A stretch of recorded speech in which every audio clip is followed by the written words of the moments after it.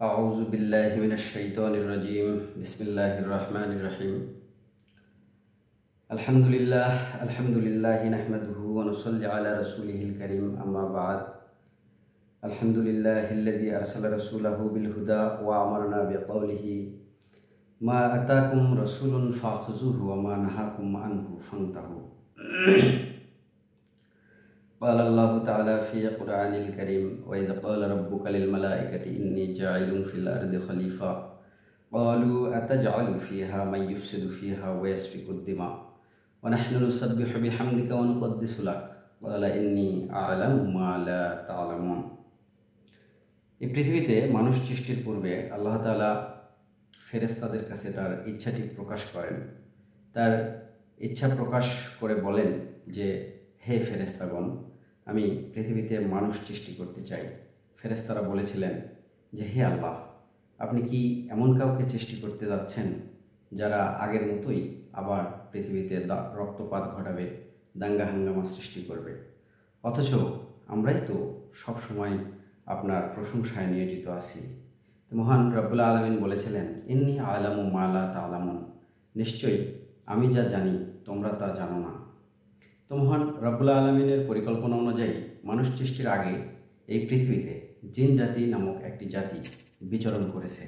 আল্লাহ তাআলা কোরআনে ঘোষণা দিয়েছেন ওমা খালাকতুল জিন্নি ওয়াল ইনস ইল্লা লিয়াবুদুন।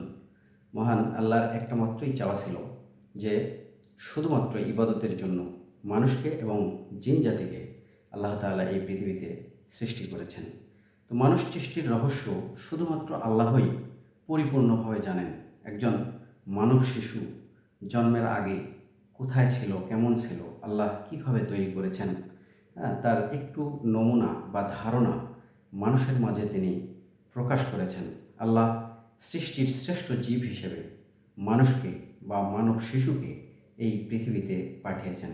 কতটা অসহায়ভাবে আল্লাহ তাআলা বলেন যে আমি মানুষের অস্তিত্ব দেওয়ার জন্য সময় নিয়েছি 10 মাস, অথচ আমার মহস্ত হুকুম বা আদেশ এর বিনিময়ে আমি এই পৃথিবীতে যা কিছু দেখা যায় সব কিছুই মাত্র আইয়ামে সিত্তি মানে 6 দিনে সৃষ্টি করেছে। আল্লাহ তাআলা শুধুমাত্র বলেছেন কুন ফায়াকুন।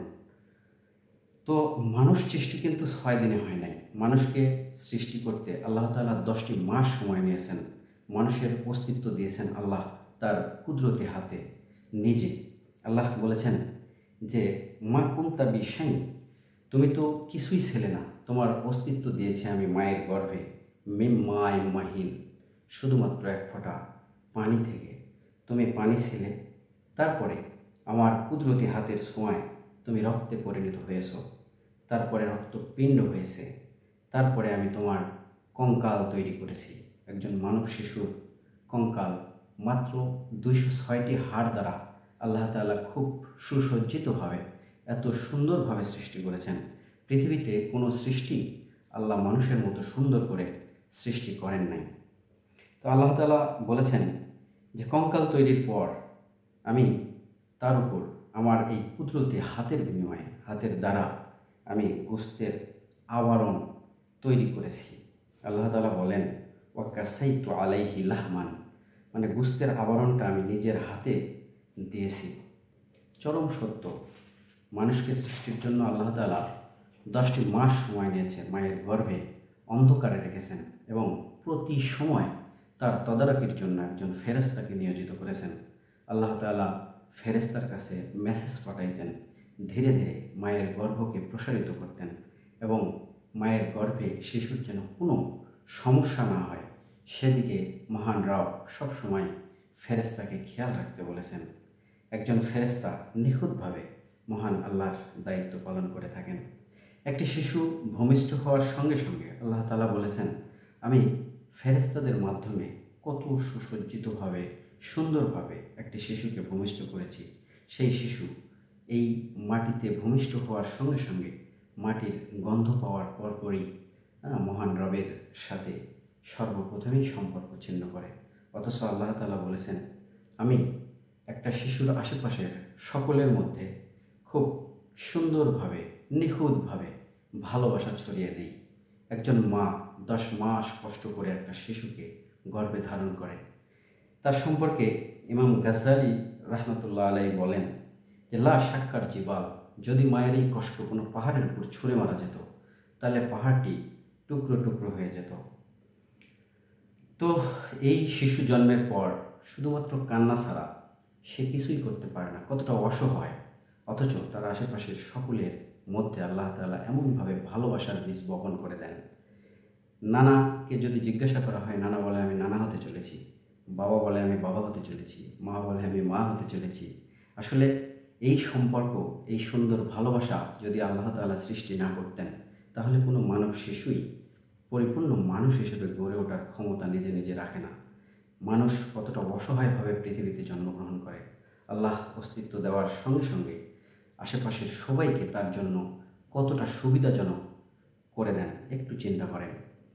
সকল সুবিধা পাওয়ার পরও আমরা এই পৃথিবীতে আসার সঙ্গে সঙ্গেই শুধুমাত্র কান্না এই অস্ত্রকে ব্যবহার করে আমাদের এই মানব শিশু কান্নার দ্বারাই সকল কিছু হাসিল করার চেষ্টা করে। ধোঁকা থেকে শুরু করে সব কিছুই এই মানব শিশু দেওয়া শুরু করে কান্নার মাধ্যমে। যখন সে দেখে যে কানলেই আমি সব কিছু পাই, তখন কারণে অকারণে বিভিন্ন সময় একজন মানব শিশু তার সুবিধা অর্জন করার জন্য কান্না করে থাকে। আমরা তার চাহিদা যতই মেটাই না কেন, সে একটু অসুবিধা করলেই শুধুমাত্র কাঁদতে পারে। কান্নার পরপরই সে বিভিন্ন অস্ত্র ধীরে ধীরে ব্যবহার করা শুরু করে, যা আল্লাহ মানব জাতিকে সৃষ্টির শ্রেষ্ঠ জীব হিসেবে দিয়েছে। এরকম মহা 5টি অস্ত্রের মাধ্যমে মানব জাতিকে সৃষ্টি করেছে।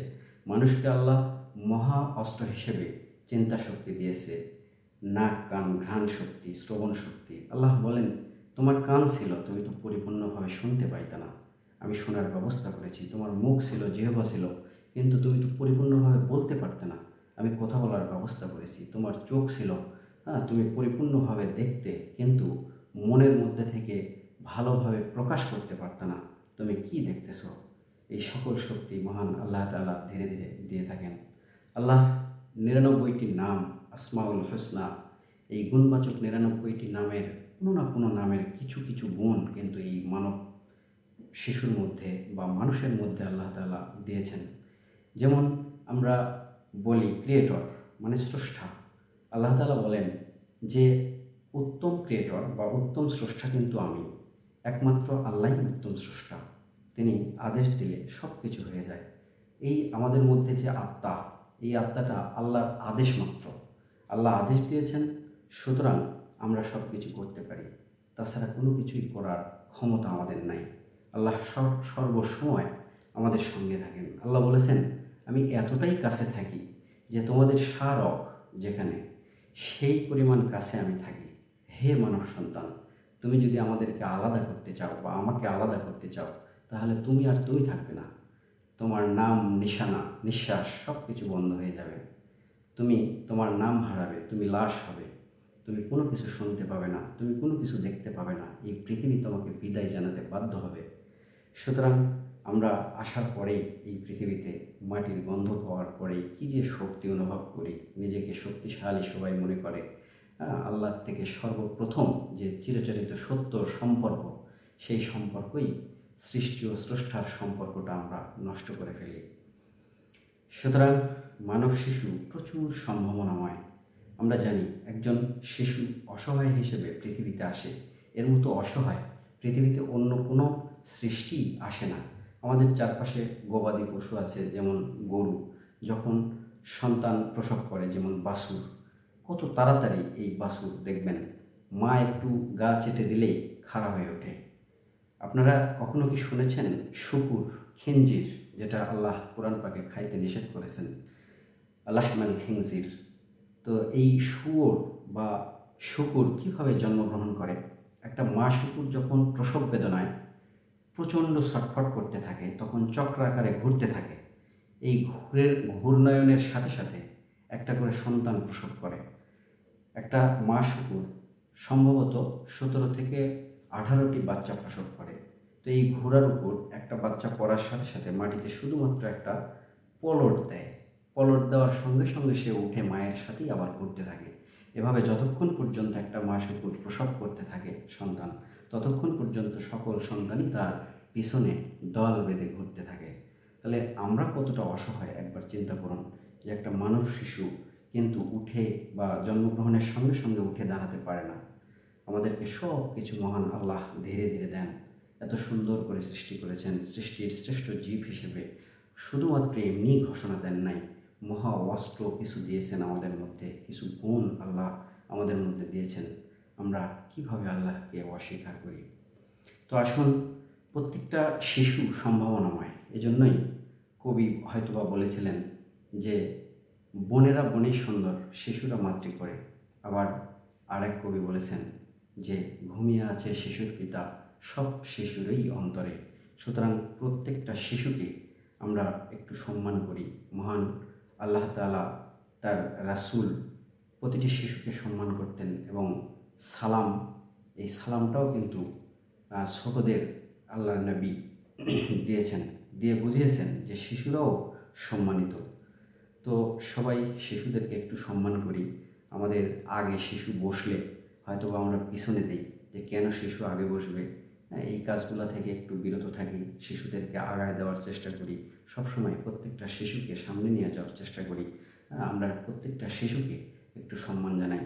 আসুন, শিশুদের প্রতি একটু সদয় হই, তারা যেন জায়গা পায়। আজকের শিশু আগামী দিনে কি হবে এটা কেউ জানে না। আল্লাহ তাআলা বলেছেন, ইন্নী আ'লামু মা লা তা'লামুন, নিশ্চয়ই আমি যা জানি আপনি তা জানেন না, তুমি তা জানো না। সুতরাং আমি যা জানি একজন শিশু তা জানে না, একজন শিশু যা জানে আমি তা জানি না, আপনি যা জানেন আমি তা জানি না, আবার আমি যা জানি আপনিও তা জানেন না। সুতরাং সবার মতামতকেও সম্মান করি, শিশুদের মতকেও প্রাধান্য দিই, তাদেরকে এগিয়ে যাওয়ার প্রবল ইচ্ছা শক্তি গড়ে তুলি। ধন্যবাদ। আমার কথাবার্তা প্রথম ছিল এটা। আজকের পর থেকে আপনারা যদি সহযোগিতা করেন তাহলে অবশ্যই এই ধরনের বিভিন্ন বিষয় নিয়ে আমি আলোচনা করব। আমাকে ভুল ত্রুটি ধরিয়ে দেবেন এবং ক্ষমার দৃষ্টিতে দেখবেন, শুধুমাত্র ক্ষমা করবেন। দোয়া করতে হয় না, দোয়া মন থেকে আসে আসলে। তো আবারও ক্ষমা চাচ্ছি। আল্লাহ হাফেজ।